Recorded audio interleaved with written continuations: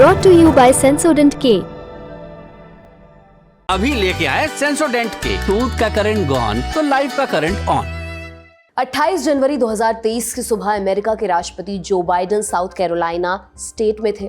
Primary election के लिए प्रचार कर रहे थे, तभी उनके पास मैसेज आया, mister president we have an emergency situation. फिर बाइडेन को तुरंत मीटिंग वाले कमरे में जाना पड़ा। बाहर निकलने के बाद बोले,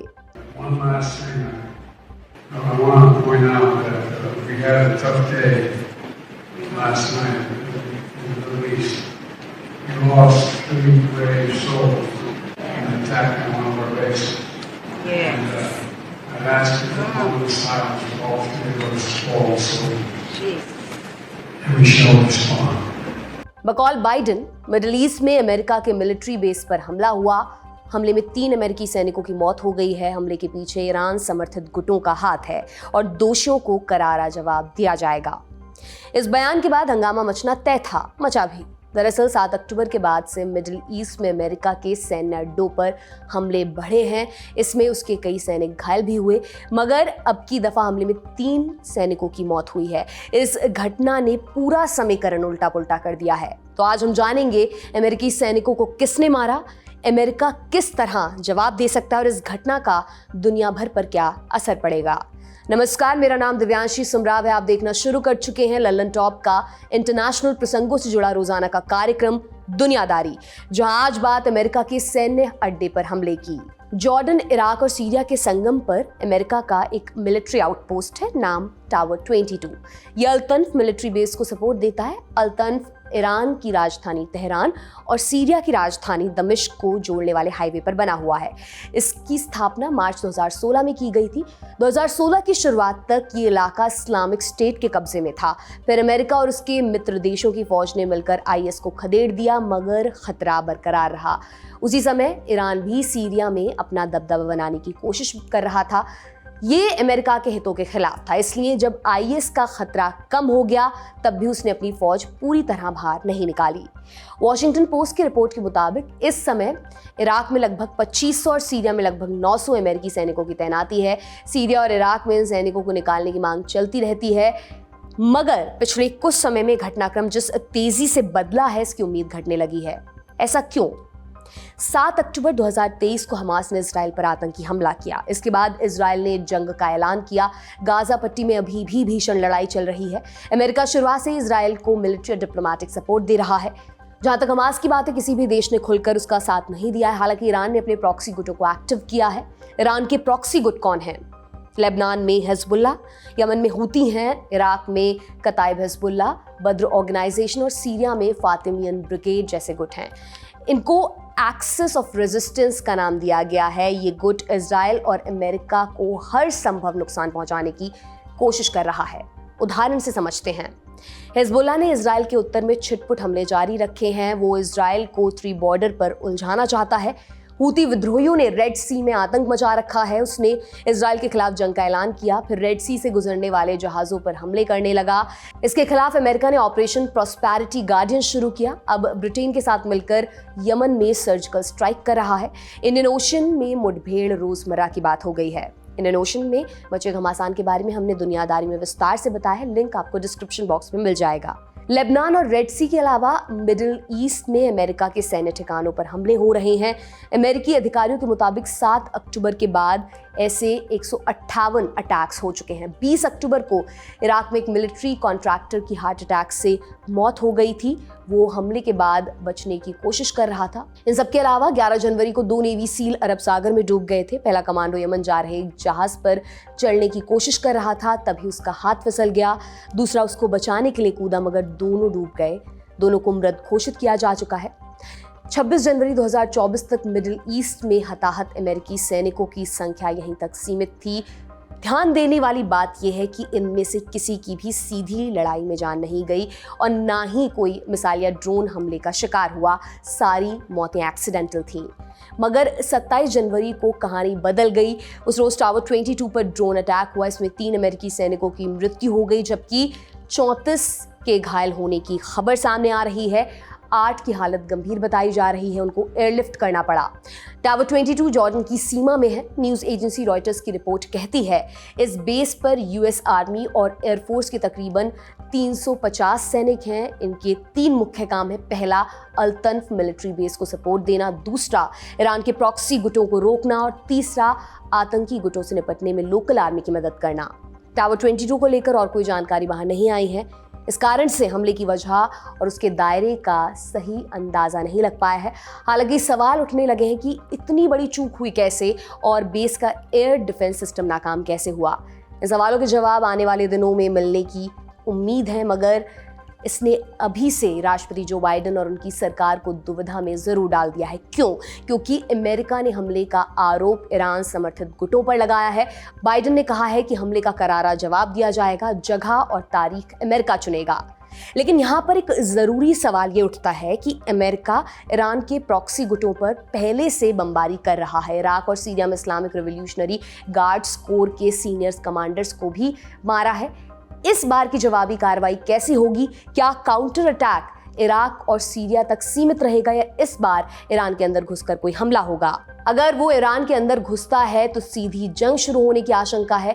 अगर वो ईरान को कोई माकूल जवाब नहीं देगा, फिर बाइडेन की योग्यता पर सवाल उठेंगे। उनके ऊपर ईरान के प्रति नरम पड़ने के आरोप पहले से लग रहे हैं। इसी बरस अमेरिका में राष्ट्रपति चुनाव होना है। प्री इलेक्शन सर्वे में बाइडेन को रिपब्लिकन पार्टी के डोनाल्ड ट्रंप से कड़ी चुनौती मिल रही है। प्राइमरी इलेक्शन के शुरुआती रुझानों के हिसाब से ट्रंप बनाम बाइडेन की टक्कर तय मानी जा रही है। फॉरेन पॉलिसी के मुद्दे पर बाइडेन लगातार पीछे चल रहे हैं। हालिया घटना उनके लिए लिटमस टेस्ट की तरह है।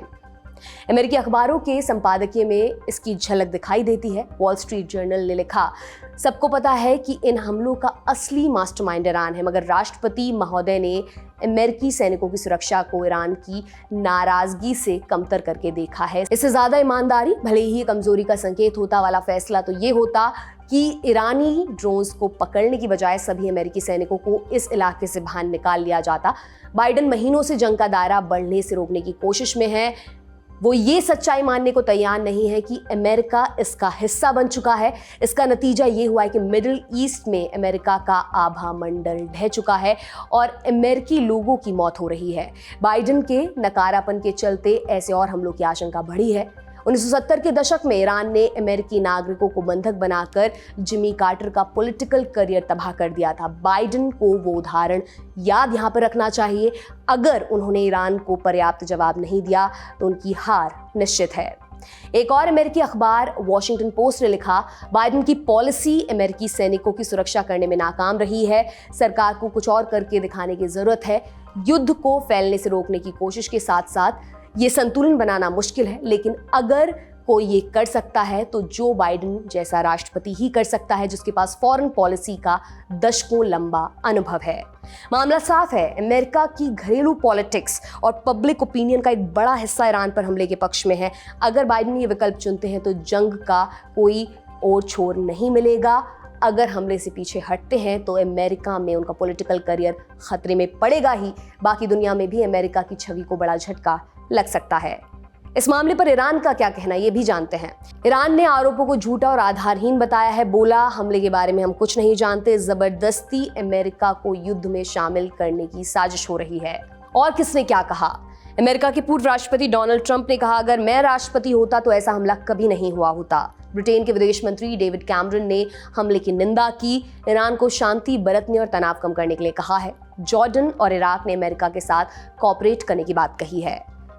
आपने अमेरिका के मिलिट्री बेस पर हमले की पूरी कहानी सुनी। अब एक्सपर्ट कॉर्नर की तरफ चलते हैं।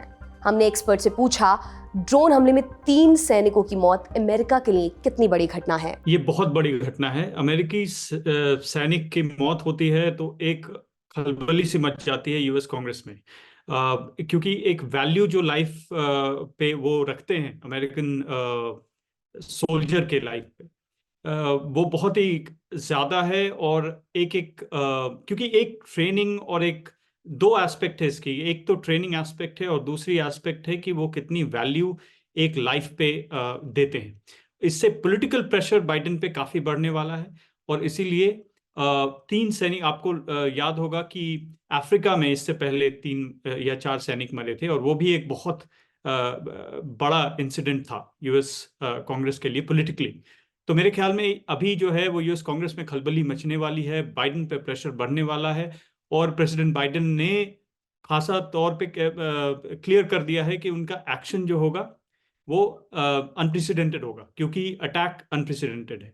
इसीलिए अब ये कहाँ होगा और कब होगा, क्योंकि बाइडेन एडमिनिस्ट्रेशन ने बोला है कि it will be at a time of their choosing.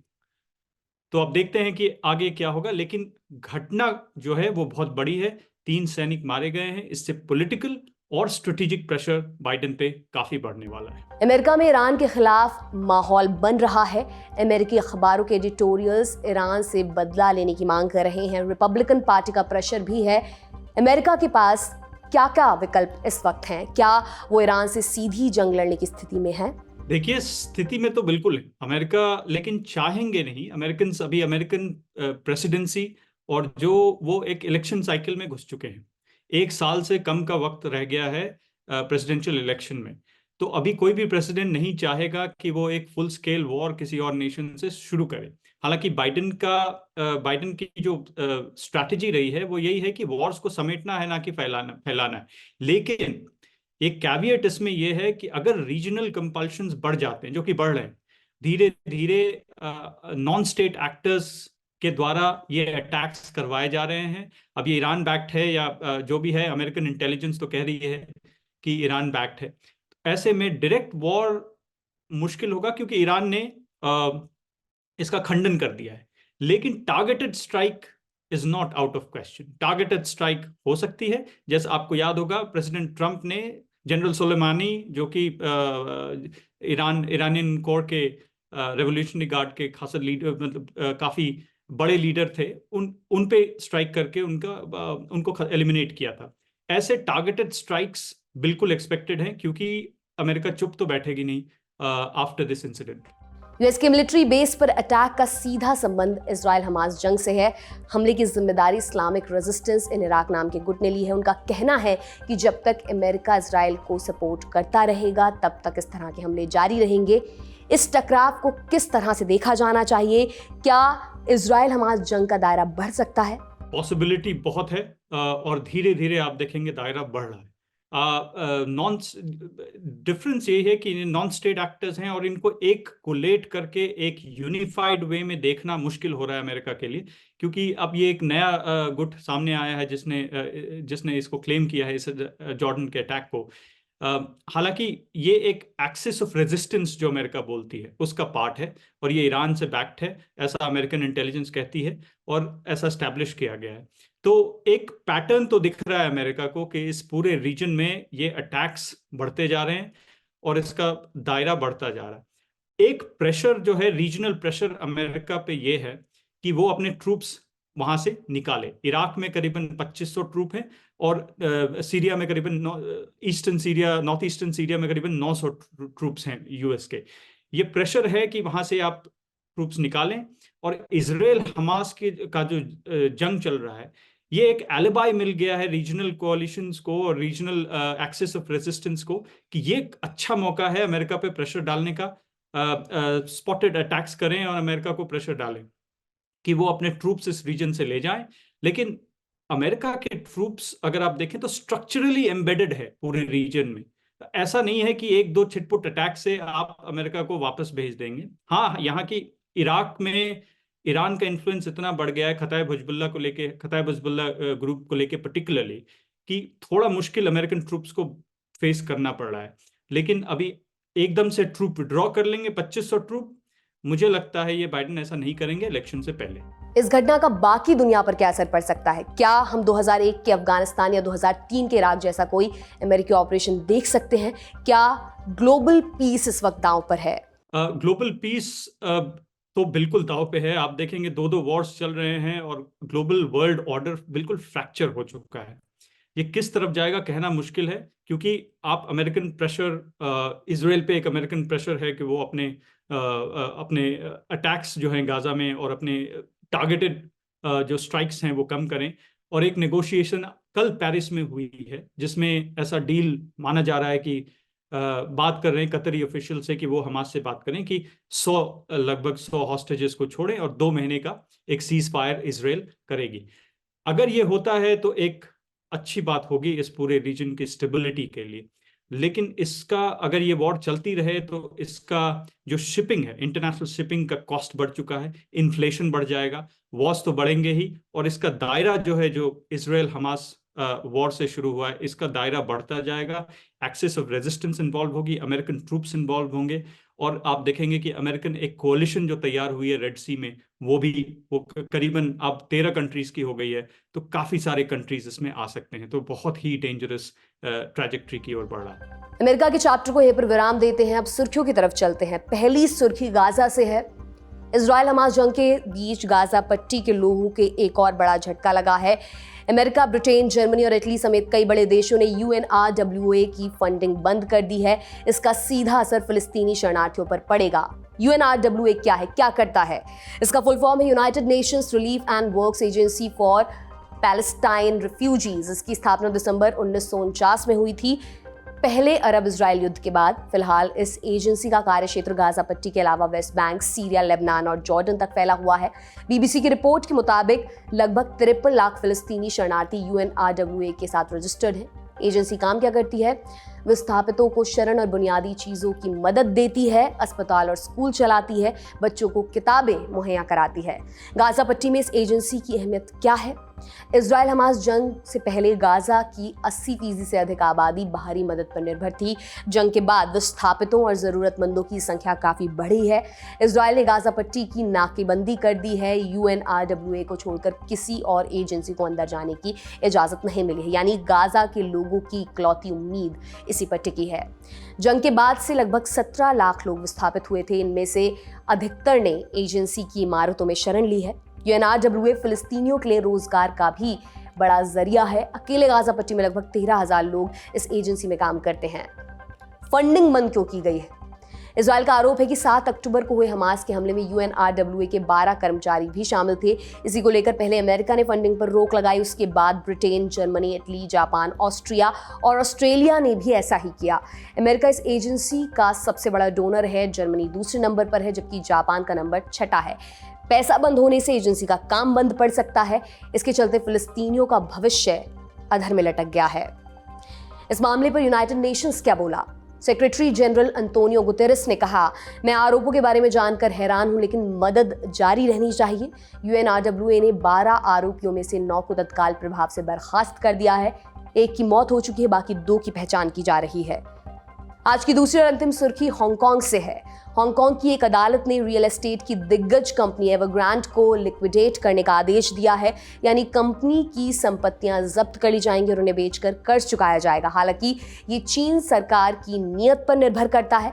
Hong Kong की अदालत का फैसला हांगकांग तक ही सीमित रहेगा। ये मेनलैंड चाइना में काम कर रही कंपनी पर लागू नहीं होगा, मगर इस फैसले ने चीन के रियल एस्टेट सेक्टर का काला सच जाहिर कर दिया है। एवरग्रांड के बारे में हम दुनियादारी में विस्तार से आपको बता चुके हैं। एपिसोड का लिंक आपको डिस्क्रिप्शन बॉक्स में मिल जाएगा। आज का दुनियादारी यहीं पर समाप्त होता है।